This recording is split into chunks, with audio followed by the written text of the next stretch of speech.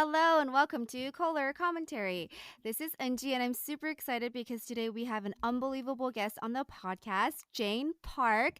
If you guys don't know, she is a TikTok famous mom, but more than that, she is a digital content creator and a mom of two based in Seattle. Jane was a former TV news reporter and then she stumbled onto TikTok at the height of the pandemic where she shares relatable parenting joys and woes. She's a proud Korean American who is teaching her kids to love their culture and community, often sharing that journey with her social media audience. Jane grew up in the suburbs of Los Angeles and has lived all over the US, including in New York, Chicago, DC, and Michigan, before moving back to the West Coast. I followed Jane in 2020 when social unrest was rising in the country, and I felt stuck at how to figure out how to even ally in this time as a new mom whose mind was always somewhere else. I loved watching her videos as she talked about real topics with her kids and how she honed in on her Asian American identity through it all.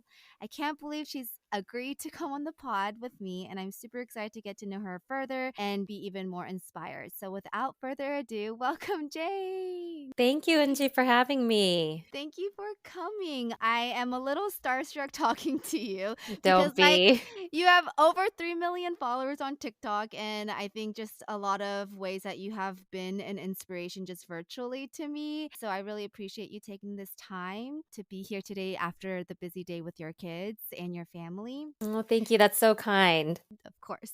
Many of you know you as a famous TikTok mom, but I also would love for you to kind of take this time to introduce yourself fully. Who is Jane Park King? Jane Park, Jane King. Wanted you to have that floor right now. Thank you, Angie. I know there's a lot of confusion with my name. I just go by Jane Park. Okay. I do have a Korean name, Kyungju. It's also my middle name, like yours, Angie. But most of my life in spaces outside of the home, I've been known as Jane. I am a mom of two. I'm a stay at home mom. I have been staying home for about 3 years now.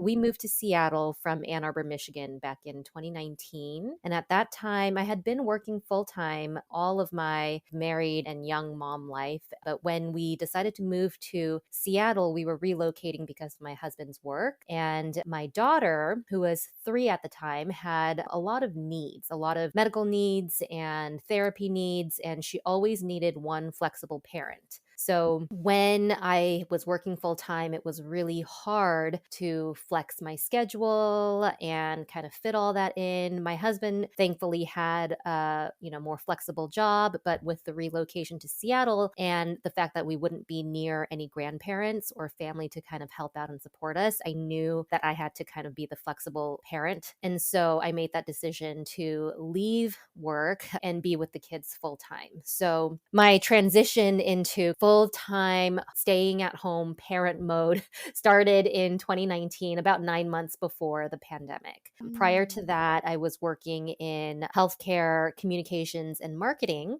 for about 3 years. And before that, I had a career in local TV journalism. So I worked as a TV reporter and anchor in several TV markets. I was working in Michigan. And then I switched to healthcare when I kind of needed a more quote unquote, journalists will understand this, but a stable job where you're inside a building where I have access to a bathroom anytime I need, Oh my access gosh. to like regular lunch breaks, things like that. So, yeah, I've been on TikTok.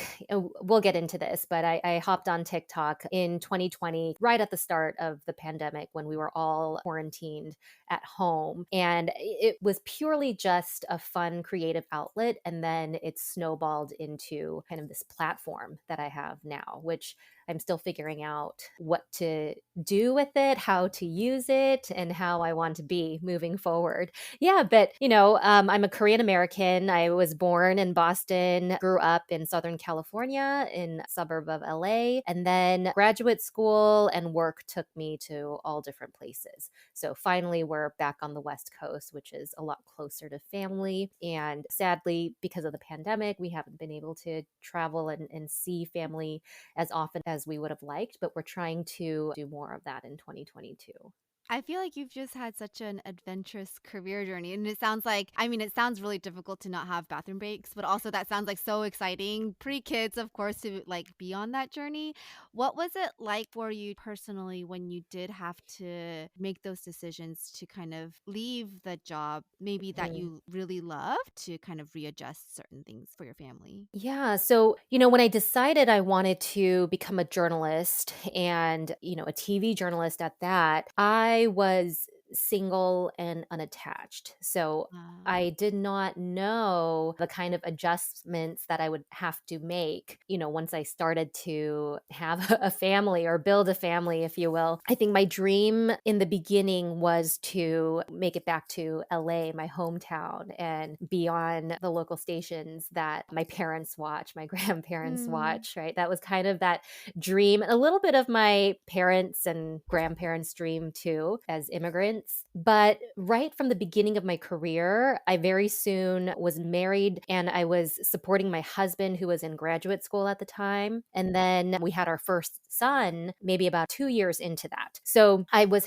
always felt like I was kind of juggling or balancing career and family life. So it was not a decision that I made suddenly, but it kind of became clear to me over the life changes that, okay, I have this dream. I really enjoy this work. It's very rigorous yet fulfilling. But when there are other lives and other people that I have to take care of, I also have to think about what makes sense. And really, there was so many factors that I had to take into practical consideration. For example, when my son was born and when I went back to work when he was about 3 months old, my husband and I were like ships in the night. He was up at maybe like 5 in the morning. He was in dental school. So he was driving an Oh, hour to dental school. And then I had the mornings with the baby, but then I would leave at about 2:30 in the afternoon for my work that then took me until like 11:30 midnight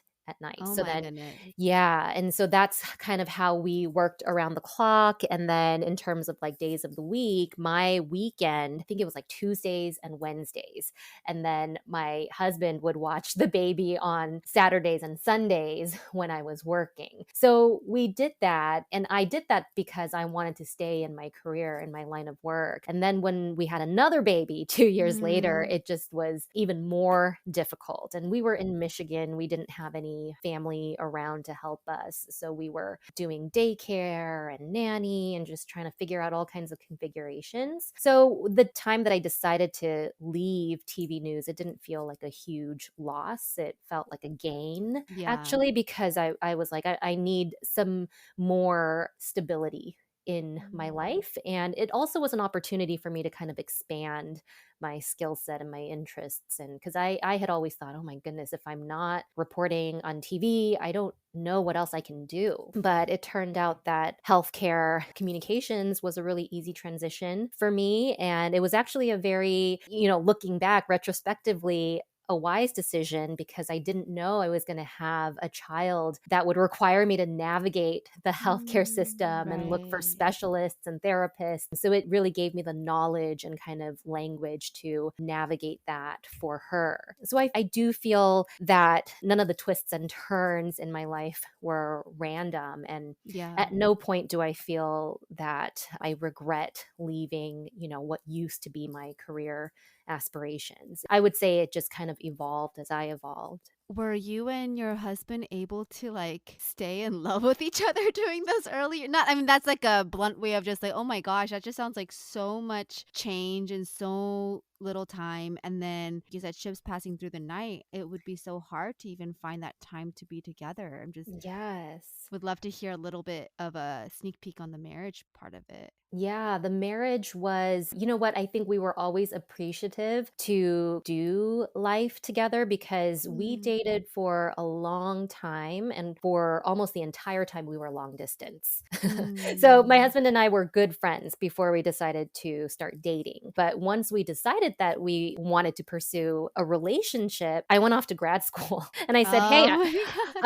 this is great, but I'm still going to go to Chicago for grad school." And we were living in LA at the time. And he was like, "Yep, that's fine. I support you." So I kind of went off. And then it took 4 years to finally figure out how how we were going to get married and be in the same place. And ironically, that place was Michigan, where neither of us had any ties, but it happened to be where I got my second TV job. And he was able to go to grad school there. And by the time we were raising kids, we only had each other to rely on. We didn't have any relatives or family to help unless they were visiting us and helping us out. And we did do that and rely on that help several times.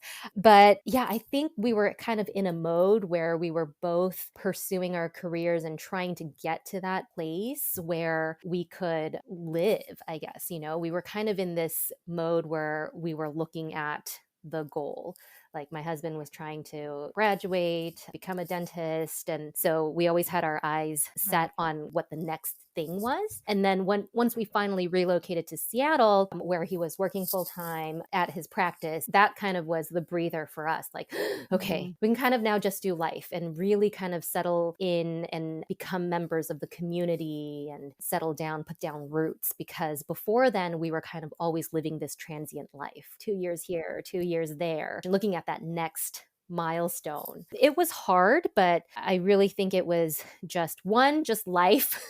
Like we have to keep going, Yeah. right? And then just remembering where we were. It's like, my gosh, we're just happy to be able to do life together and not be on opposite ends of the country like we were when we were dating. So yeah, I feel like every kind of stage in our life was a little bit more revealed to us, kind of doing things one step at a time, I think. Yeah, I feel like it's not like a good thing, but the long distance definitely prepped you guys for the long distance parenting kind of Yes. like the beginning. So that's really good that you still were able to maintain that teamwork. My husband is actually finally ending residency this year. So then we'll get to do that part where it's like, oh, now we're like done with the training portion and looking Yes. forward to the rooting ourselves. So I'm excited for that And I as know the well. medical training is so much more grueling and longer than, It's longer, but I know all of them are super difficult in their own ways for sure. yes. So then you guys decided to finally move to Seattle, and that's where the roots were going to be set for community and for you guys as a family. Before we get into all of the TikTok craze, what was just like that transition for you becoming a stay-at-home mom in a new city where you also wanted to find community as well and like grow your family? It was really hard. I think I had romanticized it a little bit Mm, because I was burned out from working full time and being a mom. So I was looking to Seattle as being this rest and reprieve from that mm, burnout, but I wasn't prepared for the challenges of being home 24/7 with two young kids. They were 3 and mm, 5 at the time, and it was the summer, and I had no summer plans, and I didn't know the city or the area that we were right. moving to. So really when we moved, it was we didn't have a house, so we were in a rental home, and then it was just me and the two kids all day every day. And I think within 2 weeks of being here, I started looking for jobs and I started Yeah. applying. Just, I was like, oh, maybe that was a mistake. I'm going to just see what's out Mhm. there and maybe I can get a job. I don't know, working remotely, or kind of ironic, right? Now, remote work is the norm. Right, right, But right. I was like, well, maybe I can, I just need something, I think, for myself. I Mhm. just really don't know what to do as a mom and have this unstructured day. In Mm. the beginning, I think I was trying to like do too much and be too much, Mm. right? And I thought this is going to come, or it should come easily and naturally to me. Because I always felt that, I think a lot of moms feel this when you're working full time, like I am not great at being mom at home. I'm not giving them my best. And then the fact that I'm raising young kids, I'm not bringing my best to the office. So Mm. I thought with that external work factor out of the picture, that I would be bringing my best every day, every new day. And that was not the case at all. I found myself just dreading waking up, right? And just thinking, if I stay in bed 30 minutes longer, that's 30 minutes less that I have to be Yeah. on mom mode for the rest of the day. And yeah, that transition was really hard. We did have some friends in Seattle when we moved, but a lot of them were not terribly close to us geographically. We were in the city, and all of our friends were in the suburbs, and we would see them on Sundays or the weekends at church. We found a Korean American church pretty quickly and got connected that way. And that was a big help because that's where we saw other families kind of in our life situation, families with kids of the same age. And they were also Korean American. And that's something that we didn't have back in Michigan or have as much of. So I think those early months of us being in a new city, and then for me, like a very, very different lifestyle, took a lot of adjustment. And we did actually, my husband and I had a lot of conflict those early months. I would say like the first 6 months. So I'm assuming you did not end up trying to actually find a job, even though you did look. Like I can absolutely empathize with. Sometimes I'm just like searching during nap time, like what are some things I can do? But were there any things that you spoke over yourself or reminded yourself during that time to like help you get into the headspace of where you needed to be? I had to keep reminding myself of why I decided to stay home. And really, it was for my kids to be more present with them. My son was going to start kindergarten, and then my daughter really needed somebody dedicated at home. And I wanted to be more present because when I was working full time, I was just frazzled all the time. So my daughter has some developmental delays, and Mm, we started early intervention with her when she was about 8 or 10 months, so very early on. But my priority when we moved to Seattle was getting her IEP, her individualized education mhm. plan, transitioned from like our Ann Arbor school district Right. to Seattle school district, getting her enrolled in a preschool. They have developmental preschool where they can get those services, and then getting all of our medical team established, because Mm, it was all established in Michigan, and then we kind of right. just uprooted and reestablished that in Seattle. So I had to remind myself that, this is why I wanted to be home, so I could do this. I could have the time and bandwidth to do this without the stress of, a full-time Right. job. A mental load of all of that. Yeah. Exactly. Yes. And then for so long, I just felt I never got to enjoy my kids during their baby stage because we Yeah. were so busy working. And it was a hard time, but they were also becoming more fun to spend time with. It was like taking the good with the hard and Yeah. just reminding myself, like, oh, today was a good day. Right. And then, it was also that time in their, I guess, development where they were fighting a lot more. And of course, that got that got worse during 2020 Yeah, I during can the only pandemic. imagine, yeah. Yes. Oh my gosh. But the sad thing is when we emerged, they're so big now and they're so old, and it's like, oh Mhm. my goodness, like did I enjoy them enough? Yeah. So it really was a lesson, like a really long drawn out lesson in learning to be present and learning to just enjoy them. I think that's like really important for all of us moms to just hear and just to remember to be in that moment because I think it's so hard to do that a lot of the times. It also so you guys moved in 2019 and then 2020 the pandemic started and it sounds like almost at least in the moment I'm sure it's incredibly difficult and we'll go into more details of this TikTok craze, but it sounds like it's a kind of like a fun little blessing in disguise to have this other thing to focus on as well where you can continue to share all the journeys you do with your kids. What did all of this look like? And tell me all about it.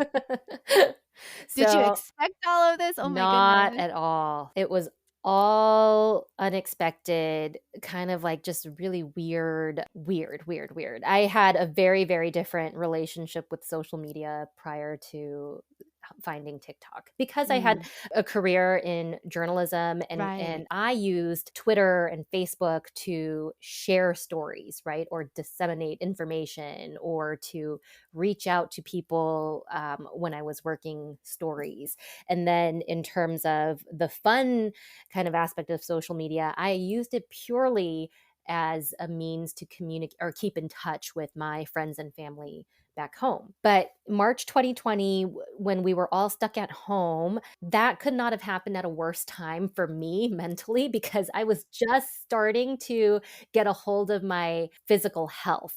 I had not Mm. worked out regularly since before I was pregnant the first time around. So it had been almost like 6 years at this Yeah. point. And finally, in January 2020, I got a gym membership and I started working out because I had the time finally. And I loved it. I felt like, okay, this is good. And I need to work out so I can be mentally and physically fit to be with the kids. And this is my time to kind of regain my health mentally and physically. And then when everything shut down and the gyms were shut down, and I didn't know how long I was going to be stuck in the house with the kids, with no school, I was kind of not panicking, but just a little bit worried, like, oh my gosh, what's going to happen? My best friend in LA, her name is Julie, she I noticed she was doing dances and sharing them on Instagram. And I could tell because I have colleagues who have Gen Z age kids, and they would share TikToks that they would do with their kids. And always just like a lighthearted, fun type of thing. But then I saw my friend Julie, who's like young professional, doesn't have kids. Like, I'm like, what is she doing on this app? And she said, "Oh my gosh, Jane, I'm having so much fun. You should do it too. And we can burn calories and learn dances." Before that, all I knew about TikTok was, like, oh, kids do dances on here. So that's what we did, like maybe the first 2 weeks of quarantine. And it was fun for me. It was a creative outlet. The kids would do it with me, and we would learn some really like simple choreography. And then it became something that I looked forward to doing Mm. while in quarantine. And so my friend would send me dance challenges to do, and I would learn it and post it. Of course, I would ask her, like, is your profile not private? And she's like, no, you want people to discover you. And I'm like, why would I want that? And she's like, it's just fun, like that's how you grow. And I'm like, grow? Like, I am not here to grow or whatever. I'm doing this for exercise. I don't want anybody to see this. I'll share it like on my Instagram here and there because it's funny. But yeah, nobody outside of my immediate friend or family circle will ever see this. But I stayed on there. And from there, it became more browsing or scrolling as Right. you do on Mhm. TikTok. And I found lots of like quarantine recipes. We did like the banana bread, and Mm. I don't know, I think there was some other TikTok viral recipes like during quarantine, but lots of like Yeah. COVID information. And so I was also like consuming the social media, if you will, consuming information and then looking at funny dance trends. So it was a fun diversion during a very uncertain time. And then I stumbled upon what you would call mom TikTok, where I'm seeing Mm. funny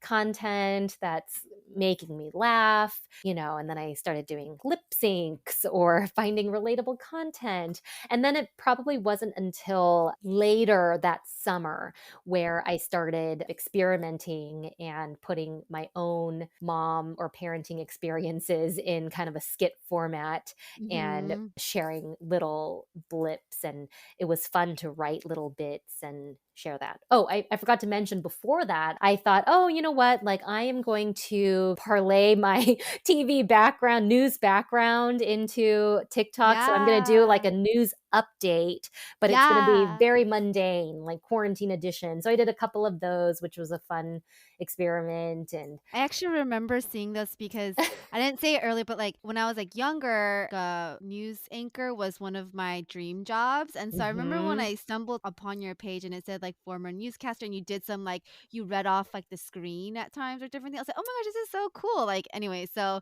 it worked putting your own little flair, obviously. Yes, yeah. And the funny thing is the entire time my friend Julie, who got me Yeah. onto TikTok, was telling me, "Oh, Jane, you can totally do this." And I'm like, what do you mean do this?" And she's like, "You can make this into a platform, and you can be like a mom influencer." I'm like, "Don't be silly." Like, I would not do that. That is not for me. And she's like, "No, no, no, but you have the background, you know how to work a camera or tell a story through video, and I really think you could do this." So she proved me wrong.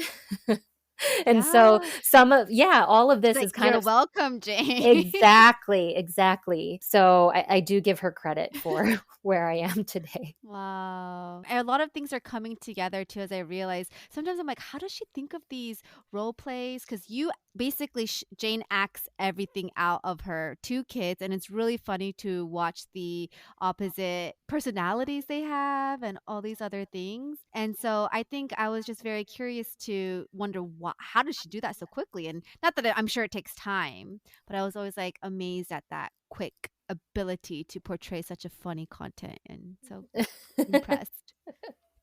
Thank you. Okay, so with that, I know like at the beginning, it's really exciting to kind of find your flair and also be able to use this as a creative outlet. I'm also curious though, as you became a mom influencer, what became some of like the roadblocks or barriers that you also faced within exploring this platform and becoming a big voice within this platform? So I think in the beginning it was all fun and that's all it was. It was just fun. And then the kind of cultural things, it was kind of happenstance. It's Hmm. because I'm Korean American, because I'm Asian, that's naturally going to seep its way into my content.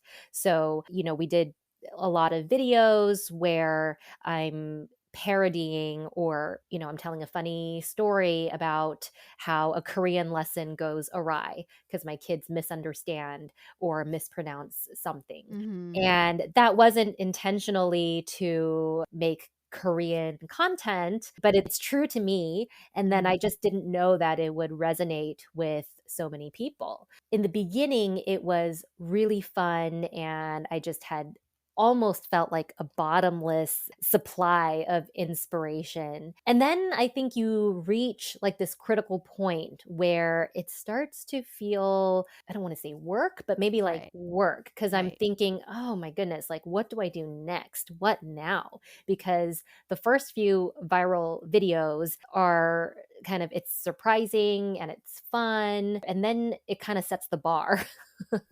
And then I'm Right. kind of like scratching my head, like, well, what did I do there that became really relatable or funny?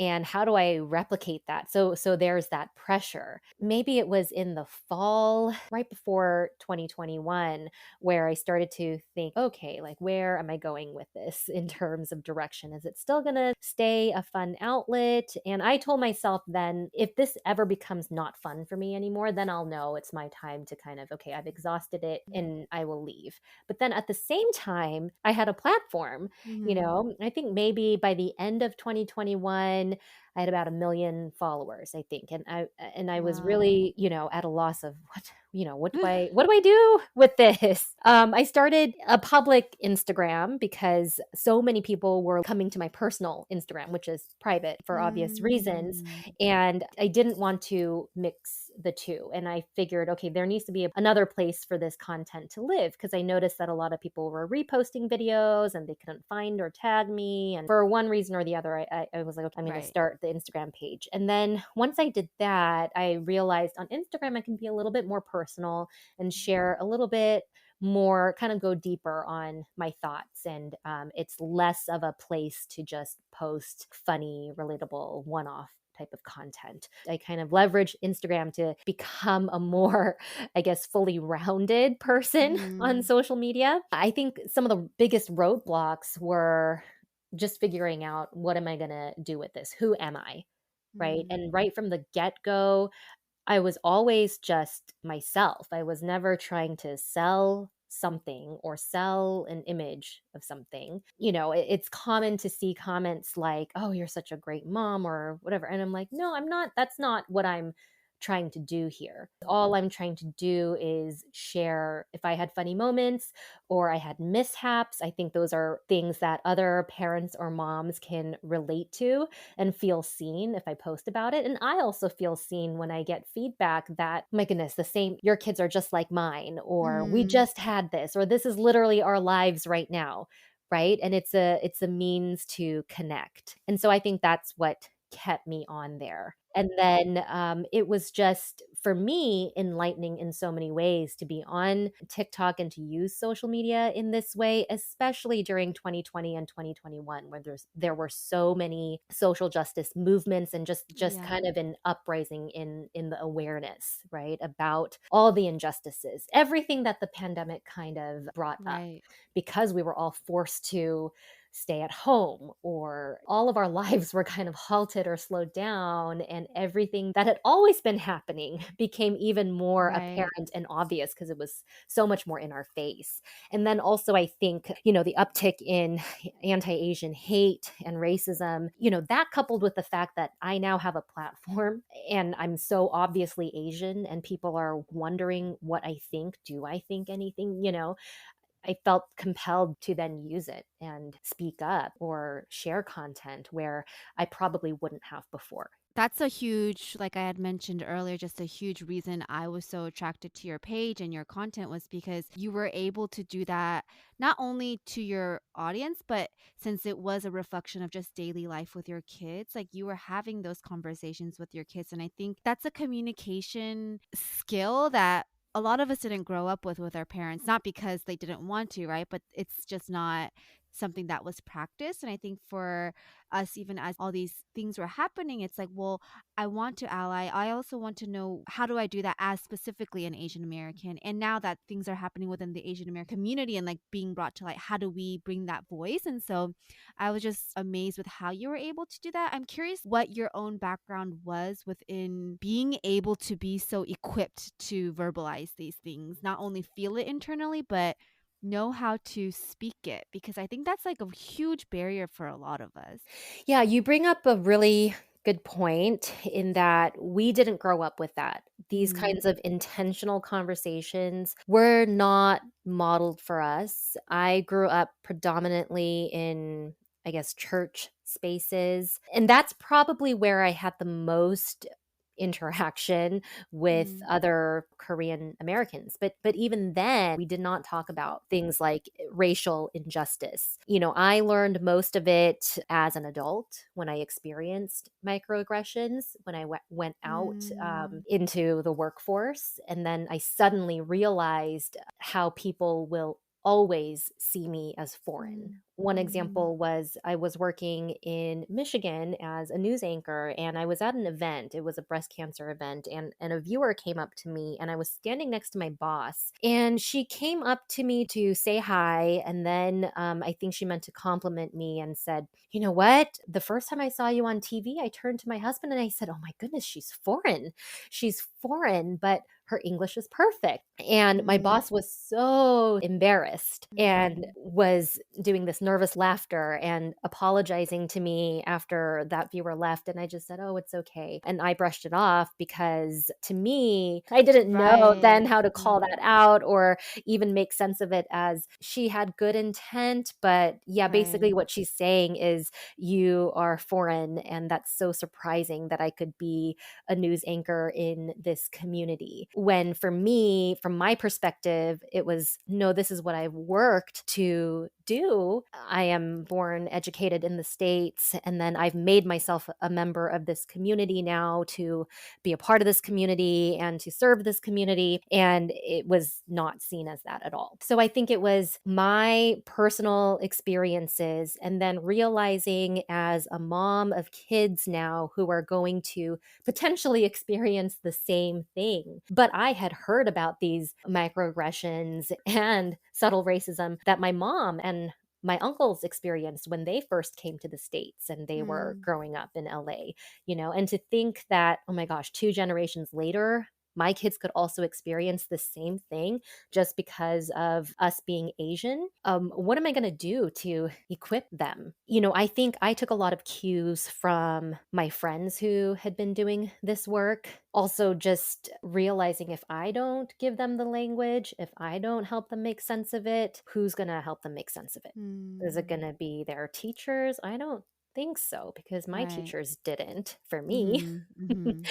And I think it really is just going to happen at home. That first conversation I had with my son, I think my daughter was too young really to kind of understand these concepts. Now she's getting to that age where I can have those conversations with her. But 2.5 years ago, when I was first having those conversations with my son, he had no idea of cultural or racial identity. And I had to explain to him what it means that we're Korean. And then over time, also explain to him, how that means we're also Asian and Asian American, what it means to be of both cultures. And I would say it started with a lot of, for me, Yeah. awkward conversations. It's awkward out of the blue to say, hey, did you know that we are Korean? And they're Mm. like, oh, what does that mean? Well, Mm. the food that we always eat, like rice and kim and kimchi, yeah, that is Korean food.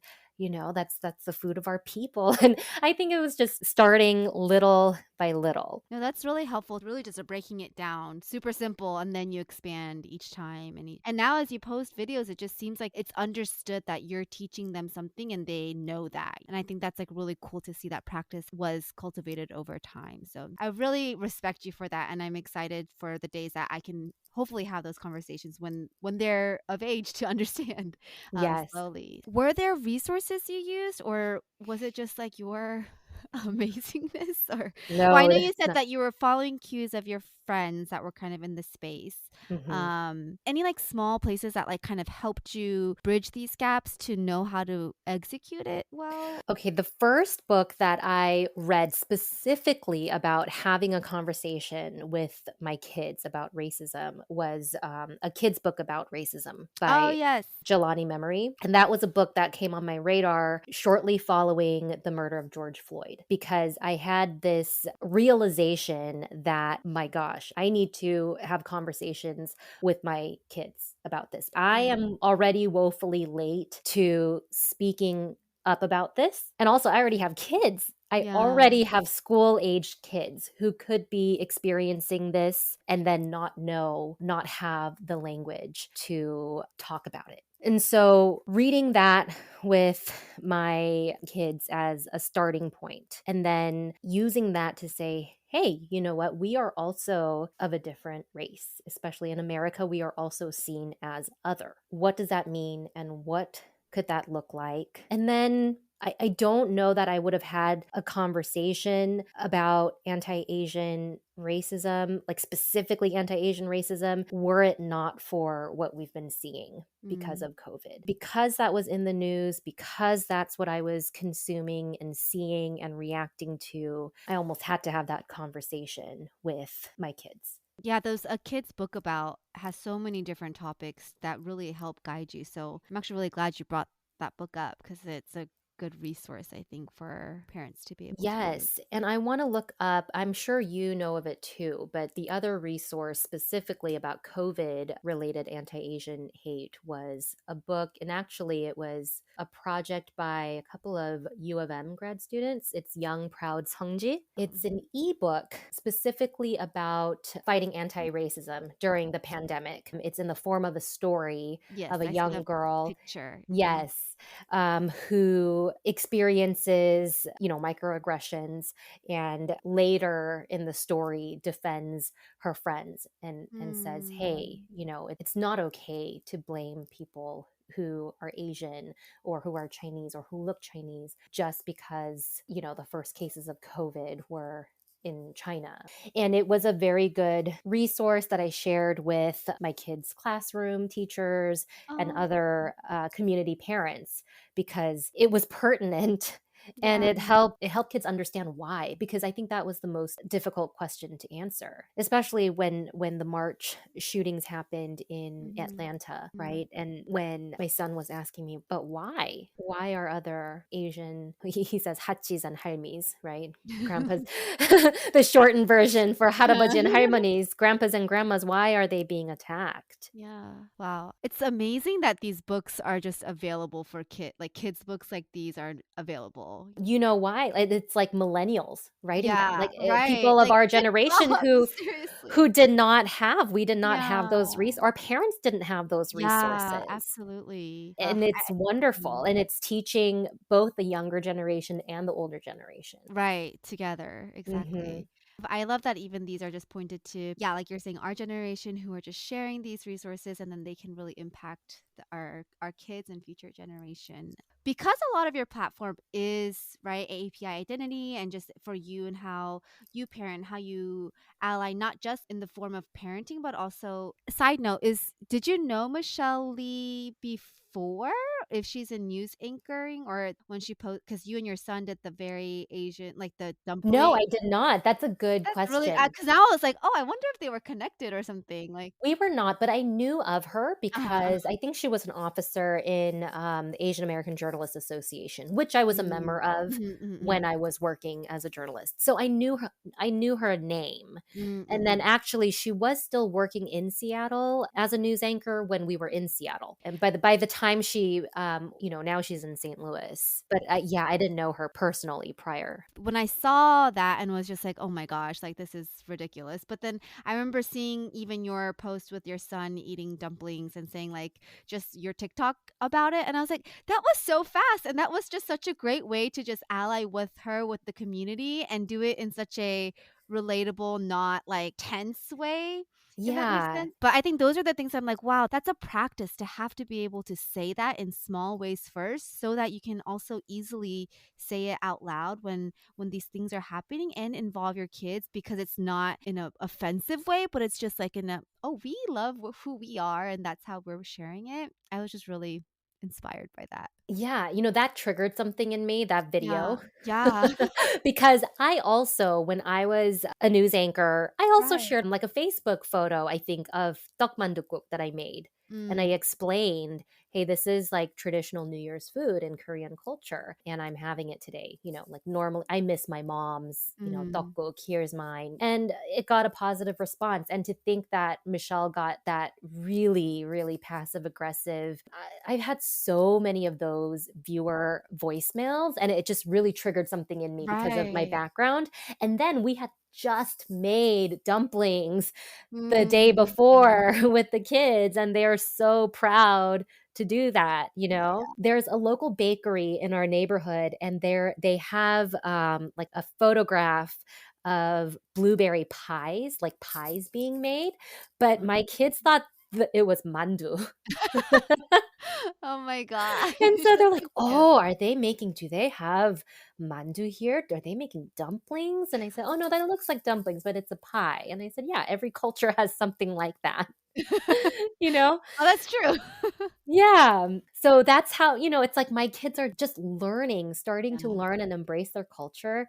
And then you just have to like clamp it down when you Yeah. see something so ridiculous, and then let them know it's okay to call that out. Mm, mhm. So then how do you find a balance in this? In the sense of you're able to be vocal with the community. You're able to I also saw when you traveled to Texas to meet up other TikTok moms and like have that ability to make this community into more than just like a scroll, but a connection really. How do you do all of that and then still find that balance to be like present at home and also not have to worry like you said make sure it's for fun and not for something that can pressure you more otherwise. So now I think it's starting to look more like work, Mhm, because I am monetizing it in some mhm. ways, not particularly the AAPI Right, content, right, but right. just to sustain. And so I'll do some collaborations here and there that I think align with my values and things like that. So it feels more like work. And with that, I do have to have boundaries. Right. So we went on spring break a couple of weeks ago, and I did no TikTok, like Mm, nothing at all. And I told collaborations that were pending, I just said, okay, I'm out of town this week. I'm back here. So that's when you'll see content, or, we'll reconnect then. So I mhm. do have to set those boundaries. And I think balance is always going to be a struggle. I don't know Yeah. necessarily that I can ever have balance. Yeah, some days it'll look like, I'll be so productive and I'll be able to like film and edit during the hours where my kids are at school. And sometimes I just don't get that done, or I'll have a moment of inspiration when the kids are home. So then I'll start to like get my ring light out and set up, and then my kids just know like, "Oh, are you going to be like doing a TikTok? Can we do this with you?" And I'll say, "Oh no, I'm okay. I don't this one's just mommy." And they'll say, "Okay." And I'll say, "Okay, I need like 30 minutes. I just need quiet." So you guys can do your iPads if you Yeah. want. So Yeah. sometimes that's what balance looks like. Yeah. And other times balance looks like, setting a boundary and saying like, Mm. "Oh, I'm out of town." And then, yeah, it's really hard too. I don't want to be that person who's always on my phone. It's a learning Yeah. process. Do you like that now it is more like work in the sense that you are able to kind of like going back to the beginning with your first year of stay at home transition and you were looking up jobs of remote work, right? And in a sense, this has become that. Like, how do you feel that while it's still fun, it also is a means of work while you're still able to be present and enjoy this time with your kids? Or does that feel like you wish it was back to the original state? It definitely feels like the best of both worlds, something Hmm. that I couldn't have imagined for myself back in 2019. I do feel very fulfilled in that I like creating content when I am inspired. Yeah. When I feel like that's the thing with me is like I can't post or create anything unless I feel like it's warranted. I can't just, and I'm sure this goes for anybody, but like let's say a writer, for example, it's like they can only put out when they are inspired, Hmm. right? And so that's kind of how I feel is, of course, I can't rely purely on efficiency, where it's like, "Oh, it Mm. would be wonderful if I had something to post or create in batches and then Mhm. release, Mhm. on a nice regular schedule and make sure that I have some content going even when I'm on break." But it doesn't happen like that. But I think that's a good thing because I now have the time and bandwidth to kind of do it at my own schedule and my own Mhm. pace. So I'm trying very hard not to put that pressure on myself, but at the same time, it is good to have some kind of structure. And Mm. so what I've noticed is there have been busy seasons and quieter seasons. And then, kind of how I see it, is my content that kind of lives on my platform. That's going to be, I think, a steady presence. I want to continue creating that kind of content that speaks to my identity or culture, my life as a mom, and I want to ensure that I'm staying true to who I am. And for me personally, it's almost like a diary or a release, almost a record of the funny moments in what seems like very fleeting childhood, right, Yeah. of my Yeah. kids. Yeah, so I do think it's both. Mm. It feels like work, but this wouldn't be the type of work that I would have ever imagined for myself 3 years ago. And also, right now I don't feel the need to be looking for work elsewhere because I've kind of, I think, in this process realized, okay, this is where I'm supposed to be right now. Is first Mm. and foremost, I'm a parent, and I'm so thankful that I've been able to stay at home during the pandemic because I couldn't have planned for it or seen it coming. And now that I'm here in this place, I'm not in any rush to Yeah. jump back in. And then some of my working mom colleagues are quick to reinforce that, and kind of tell Mm. me, "Jane, don't rush it. Take all the time you need." So I find a lot of comfort in that. My husband too, he's seen a transformation in me where Mm. he'll joke that my daughter broke me. Oh. Yeah, but, like, he really Yeah. saw the struggle of the Yeah. conflict when she was 3, and it was just so difficult to just be with her. And she's still the more Mm. challenging of the Mm. 2, but in the process, like, she I've really come around to love her Yeah. and to see her for who she is, and I'm so glad that I can be here like for her, Yeah. and to Yeah. just enjoy her, because next year she'll be even more grown, and Yeah. I love when like your loved ones, aka your husband, can see that transformation in your spirit. And that's like a good indicator, even of just that this is the right place for you and the right space yes, for you. So yeah. that's really encouraging to hear as well. How are you so good at dancing? Like, did you take class? I I am mean, I not. think I'm just like, oh my gosh, she's like good at it. I mean, like, Mm-mm. right now you're better than your kids. I mean, maybe one day they'll be better than you know? But I was always like, oh my gosh, she's like a cool mom that can actually like do all the dances. So Oh, that's you're just so a kind. random side question. Dancing was always a hobby of mine, and I think I Mm. always enjoyed it. It was something that my friends and I did in high school just for fun. We always before BTS, before Blackpink, we were going to the video store to rent that week's like Mhm. Inkigayo, right?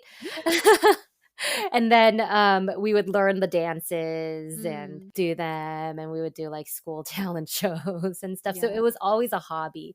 And then I feel like everybody's good at dancing these days, thanks to TikTok. I am not, but that's why I can watch and be like, wow, at other people. Anything else you want to share just about the platform itself? I have a few, like a couple mothering questions afterwards, Sure. but it's not just TikTok anymore. I think even me, like you were talking about your strategy with Instagram, not your strategy, but being able to share more through Instagram. And I think even I was like, even more drawn to that because I was also looking for you because TikTok for me is hard sometimes because of Hmm. the scrolling and other things. I You would go forget who you're looking for, right, and right? I'm like so sometimes I'll go back to look for, like, the key people, but then other times I'm like, "Okay, I can't I'm now watching something I did not know," and so I did also try to look you up, and I remember seeing, like, Enneagram posts and more personal reflections within that field even, and I was like, "Oh, this is so cool," and Hmm. and then that's how we connected initially. I was like, "Oh my gosh, you responded to me." But yeah, I would just love to know if you have any other thoughts or reflections on the platform itself. Yeah, I think the platform is just a great place to learn and be introduced to topics and subjects that you wouldn't really have exposure to. Mm, And it makes information and new things so accessible. mhm. And so that's the value that I see in TikTok. And I think it was just a perfect storm that huge growth happened for TikTok during the pandemic. And so many people found their outlet Yeah. because it's not like YouTube. There is a learning curve, but it was very low commitment, and you could kind Mhm. of do it on the spot wherever you were, as long as you had, like a cell signal. And so I think that I still love TikTok. I still rely on it to make recipes. I mean, the first thing I look Yeah. on, yeah, for any like Korean recipes, it used to be like Googling it, right? Mhm. But it's so much more helpful when you see how it's done. Yeah. So I will search for it on TikTok and Mm. see, oh, okay, like tubujorim, right? Mhm, mhm. Or like sundubu, how do I make it? Or oimuchim, how that went viral. It's so crazy to be, and that's also the beauty of TikTok is it makes so many people feel seen. Yeah, So that's many true. people who didn't feel seen before, right? And I'm not saying, I have a ton of privilege as a Korean American, who grew up in a middle class, stable family, right? Mm. But I've learned so much about so many things, and I continue to learn about so many things. And you can go deep, you can find voices who are not the ones you're used to seeing or hearing from, because they are not like the white men typically that who are Mhm. paid to do that kind of work. Mhm. Yeah, it's just there's always something new that I discover on TikTok. Yeah. And so it's not just this, a lot of parents, I have a lot of people who, are like, oh my gosh, I would never, or I would never let my kid go on TikTok. And I guess Mhm. for me, that's a conversation, I'll cross that bridge when I Right. get there, when my kids become of that age to have their own social media. But I just think it's a place where, you can find so much value. Yeah, and it's given creators so many, like, different pathways to discover what they're really great at, Yeah. you know? Yeah. Are your kids like, "Oh my gosh, my mom's a TikTok star," or are you just, it doesn't phase them? It really doesn't phase them. However, once we came out of that remote schooling environment and we went Mm. back to school in person, some of their friends were saying things like, "Oh, your Um, mom is on TikTok," or, so that's true. That yeah, would have that's kind of where their awareness came from. Because before mm, then, it was just they had no, like, frame of reference at all. Yeah, I don't really talk to them about TikTok. I mean, they know what it is and they like to watch my videos, but yeah, they don't think yeah. of it in that way. So if we could focus on your kids and shift a little, just I'm preparing for a second child and just in general, like Congratulations. thank you. One, your TikTok content shows just like they're super different, right? And like I love that personality. Even all the like the spicy versus non-spicy or food. The food ones are my favorite. But how was I guess that transition from 1 to 2? Were you expecting it? They seem so close in age. What were some key takeaways from that jump? So it was difficult because we didn't expect it to be that close. Okay. And, we didn't have any family around, so Yeah. it was almost like a double whammy, like, it became doubly hard. But I would say overall, it was a positive transition. I think it's fascinating to see your older child learn, Become. yeah, become like big brother or big Mm, sister and mm, learn to accommodate a new family member. And mm, that's just really rewarding to mm, see. The challenge for I think for anybody is holding space for both children. mm, And I almost don't remember what my son was like in his toddler years because I was in kind mm. of like newborn baby fog all Right. over again. And then also, I mean, we very quickly learned that, okay, these two kids are going to be very different. Like their needs were different right off the bat. And then their personalities, like, were so different right off the bat. I think during the pandemic, I was super grateful that they had each other because we couldn't see anybody else. Mm. So that's where they kind of fought a lot, but they also learned to manage conflict, get over it, and then play with each other because they were their only playmates. What's like the change that you have to, because like there's a stage where it's just like keeping them alive, and there's a stage you're in now where it's like you have to communicate with them and like they're and taking everything. When do you feel like that difference in parenting had to happen for you guys? And which one do you like more? I would like to say I'm a much better kid mom than I am a baby mom. I Well, don't I clearly don't you're a great kid mom from everything No. you share. I don't know, but, they change so fast. So, Mm, my parenting now, looks different from parenting at the beginning of the pandemic. I think in yeah. the beginning of the pandemic, my kids still weren't fully able to, like, dress themselves even, Mm, right? And that is so different too. Now they're just so much more capable of making decisions that I was making for them, like, such as, mm, what to wear. I can just say, "Oh, it's gonna be, like, a little bit chilly today," so wear, like, mm. layers and, like, brush your teeth and, Oh my things gosh. like that. Like, just them taking some of that mental load off of you puts you in a different, like, the next level of parenting. Also, their ability to kind of understand things that are happening around them Mm. and noticing things, and when they start to ask you questions about the world around them.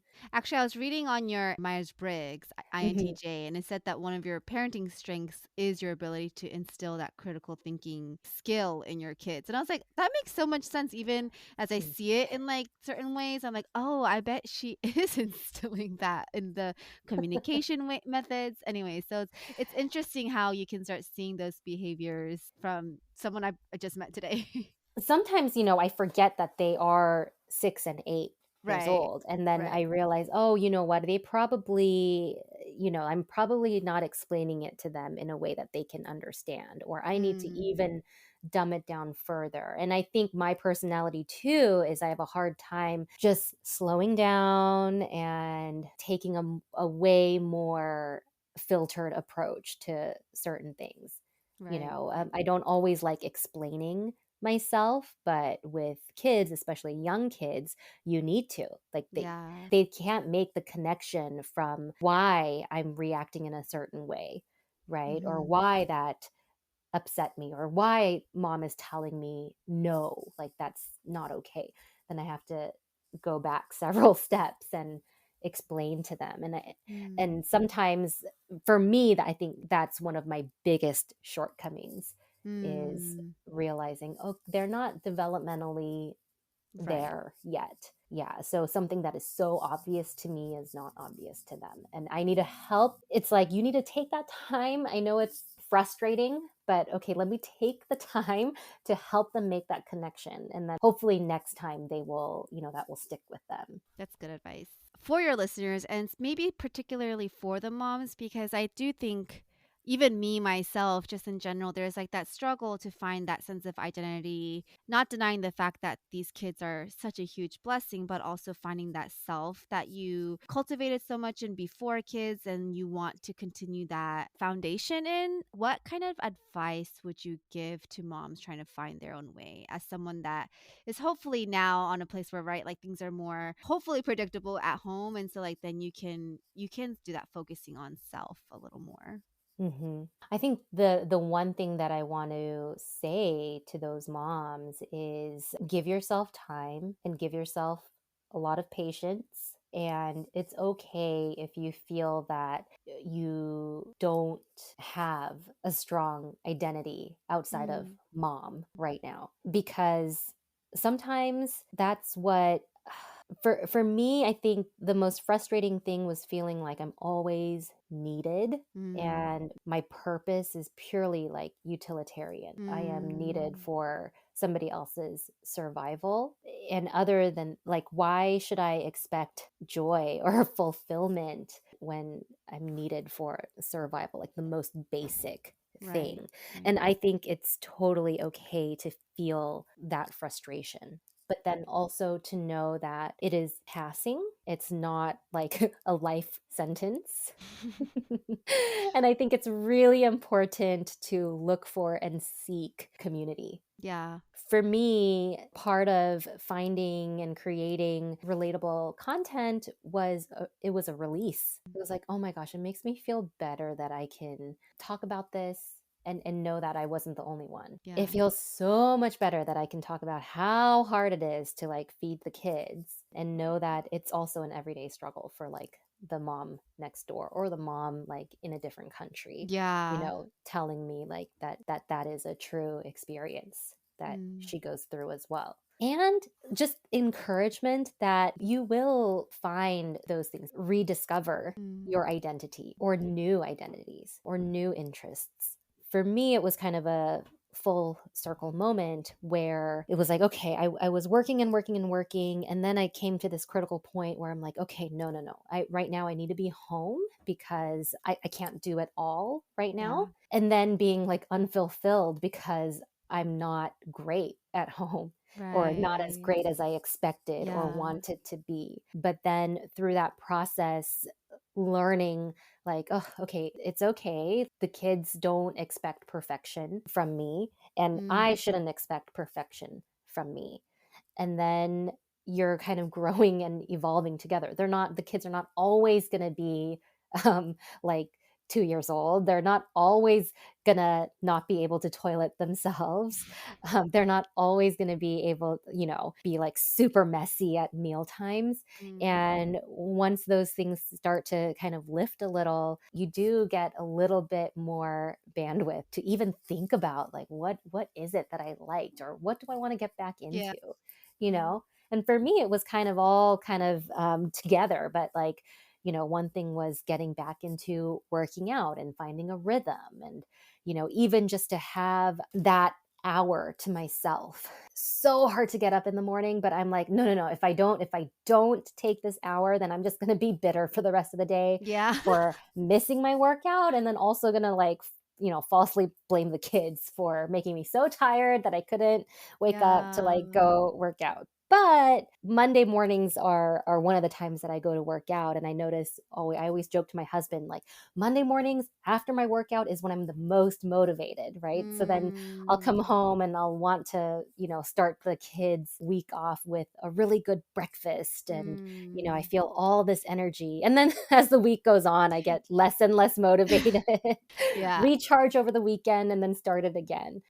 Yeah, for those moms struggling with identity, I think just to know that, that they're not alone in that struggle. And so it's really important to make friends and find connection. It can be on social media, right? If yeah, if you don't have, a lot of moms don't have the time or ability to make friends and build relationships outside of the home, especially when they're raising small kids. And a lot of patience and grace hmm, for yourself, because you have to have that before you can even have extend that it. for Yeah, someone else. Yeah. that's so true.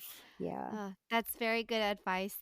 And I think just not just advice, but also just real talk of certain things of you sharing emotions that I have felt all in one week. And so it's like you mentioned earlier, just so nice to know that that's not just you alone feeling those things, and Mhm. it's okay to feel those things. Yeah. Okay, so we're gonna wrap it up. I have a few random questions. One being, if you were to be a fruit, what would you pick, or what would you be, and why? A watermelon, because Um, I love watermelon. It's probably my favorite fruit. You never know what you're going to get, right? And mhm. you have to kind of fully commit to the Yeah. watermelon before you find out. That's kind of how I am with Oh, that's people. true. Uh-huh, Yeah, that's uh-huh. kind of how I am with people. Is like I have to, if I know that you are like really committed to getting to know me, then I can let them in kind of. But to Mm. everyone else, kind of, it's like hard exterior, I think. Mm. That's also kind of, yeah, my Enneagram Yeah, that's what I sixness, was about to and be like. I was like, "Oh, yeah. that's the Enneagram 6 coming out. I can see that, or I can feel that." Yeah. Oh, that's like a perfect. I feel like I know a couple Enneagram 6 moms, and I don't know if they would listen or if they are, but I feel like, "Oh, watermelon, that's a good example. I like that." Okay, so then I'm gonna have some rapid fire questions just to close it off. Just little questions with whatever the first answer is that comes to your mind, and then we Okay. will close this time. What is your biggest pet peeve about social media? Troll comments. Oh yeah, we didn't even talk about. Oh, that should be a Yeah. what is your favorite childhood memory? Oh my gosh, I have a lot, but I think just hotel vacations with Hmm. my family. I think my parents were really good about that. We really didn't need much, but as long as we had a pool and a hotel, like a different scene to be, that was enough. And so I kind of try to remember that when I'm planning vacations for the kids. Like they don't need like a lot of pizzazz, Mm, but yeah. hotel breakfasts, I I love. know I know. I was like, I can't wait to do hotel breakfast. Yeah. One meal for the rest of your life, what would it be? Oh my goodness. It would probably be tang. Mm, with Yes. the kimchi inside of it or no? Is that the one, right? Um, Or kakdugi oh, kaktugi, yeah, kaktugi on the side, but on the not in side my in soup. it? Yeah. Mm. I feel like there's 2 types of people, and that would be one or the other. What is your favorite family holiday tradition for you 4? For us, Mhm. we're still building traditions. We started doing like making dumplings for New Mm, Year's Day. And so mhm. I think that left a really strong impression on the kids. And I really like that. And we like quiet holidays. That's very rare, but that's good to have. And these are just some quick questions about your family of 4, and you can just say most likely to. Which one in your family is most likely to get away with murder? um, Besides the murder part, yeah, you know. Ruby, my daughter. Oh, okay. Oh, I don't think I ever knew their names. That's so pretty. Jump off a moving train. Oh my gosh, no one. No one. No one. You taught them well.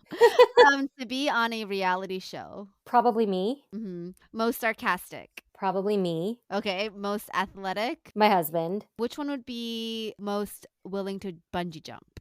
Oh, No. yeah. Same as jumping? Maybe Ruby. Yeah, but my Uh, son is also probably an Enneagram 6. I oh, good highly to suspect, know. Yeah, yeah. yeah, yeah, I yeah. don't think he would do that. Most creative. My son. Yay, everyone got an answer. Oh, okay. Yay! I would love I think I'm excited to know that about your kids and your family. Oh, last question was what is your proudest accomplishment? Oh my goodness. It's probably the kids, having the kids and raising Mm. them. It's such a cliche No, answer. I mean, but that's good to hear with I feel like there's just so much you've been able to accomplish and it's always like an encouraging thing to be reminded that the kids really are at the top of it all. I know. It's like I think every parent, like once you become a parent, you hope that your kids are like just a much better version of yourself, Yeah. or Yeah. you just hope you're raising good humans to be in the world. Yeah. And I see it in my kids, like classmates and friends, and it Mm. it does make me hopeful. Well, where can people find you? I'm on Instagram and on TikTok as Jane Park Kang, JaneParkAng. And that reminds me, I don't think I ever addressed the Yeah. name confusion. So my name is Jane Park, but my Mhm. husband's last name is Kang. Mhm. And I never took his last name because I was, working professionally and I didn't Mhm. think Jane Kang sounded as good as Jane Park. Mm. I didn't want to let go of Park. But then on social media, when I got Instagram, I decided to merge the names just for Instagram, just to know that, like, oh hey, like this is Jane Park, the one who married Ben Kang. And then when I hopped on TikTok, I just used the same username and it just stuck. So I get a lot of confusion. Like people think my last name is Park Kang That's true. or Some people just could think that Kang. yeah. Yeah, Mhm. or I've also gotten Jane Park Ang. Oh, Yeah, interesting. lots of different like configurations. So Jane Parr Kang is where you could find me. If you have not already followed, I promise you guys will enjoy it greatly. I feel like I learned so much and yeah, I really appreciate you coming on. I don't know, I follow like a very few mom influencers or whatnot, but I just really appreciated you for the specific content you carry, and I'm really excited to continue to see how that goes for you. So, one of my friends, even when you posted a video of your haircut, I don't know him, but my friends know him. And I was like, oh my gosh, do you know? Does Joe, but like, do you know her? Because Joe knows her and stuff. And like, I was just very like excited because I feel like there was connections and stuff. So I still can't believe that you're like the only one I really fangirled about. And the fact that you could come on here and talk just means a lot. So I really appreciate that you would do that for Oh, some random thank person. you.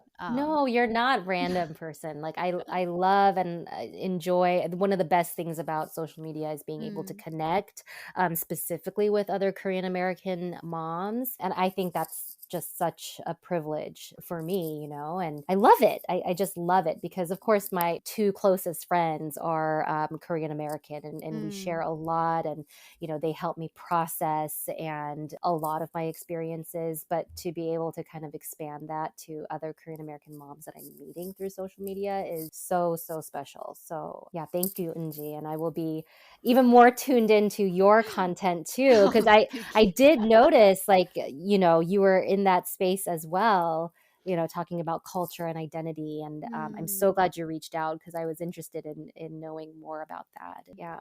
Well, appreciated this time, and I will let you, if there's any time left to go back to the kids, let you enjoy that.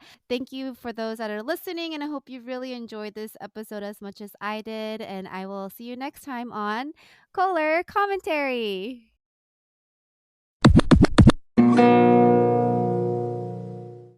I am so grateful to have had this chance to sit down and hear Jane reflect on her unique journey. It was a refreshing reminder that both working moms and stay at home moms have it incredibly tough and that the little years are truly not forever. So let's cherish the good and the hard in whatever season we are. Since recording this episode, so many devastating events have occurred in our nation, and it is important now more than ever to work towards equipping ourselves with the language and the tools to be and to raise good humans in our society. Thank you, Jane, for empowering yourself and guiding your kids to understand, process, and speak up for a better tomorrow, even when some days it seems nearly impossible. Happy AAPI Heritage Month to you all. If you loved this episode as much as I did, make sure to rate it 5 stars and subscribe so you never have to miss another episode again. Go to @ColarCommentary to comment your key takeaways and join the email list to share what you want to hear about next. Thanks for listening.